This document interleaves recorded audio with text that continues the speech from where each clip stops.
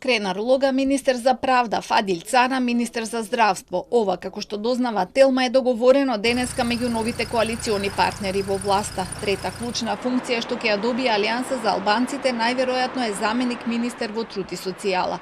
Лога е актуелен член на ДИК, Цана е инфектолог на инфективната клиника. СДСМ најверојатно ќе го отстапи и директорското место во УЈП. Од оваа партија која го отстапува и Министерството за правда сметаат дека не губат ништо затоа што отстапи ќе направат и помалите коалициони партнери, кои ќе дадат позиции за СДСМ, а за таа сметка ќе добијат вработувања. Како што дознаваме, алтернатива, освен Министерството за здравство, не отстапуваат директорски позиции. МЕПСО останува кај албанците, но не кај ДУИ, туку кај алтернатива или алијанса, зависно од договорот.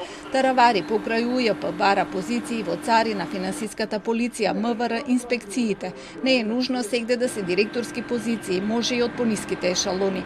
Секторските директорски места нема да се менуваат партиски, туку е можна смена на раководните лица. Се очекуваат многу рокади во повеќе сектори.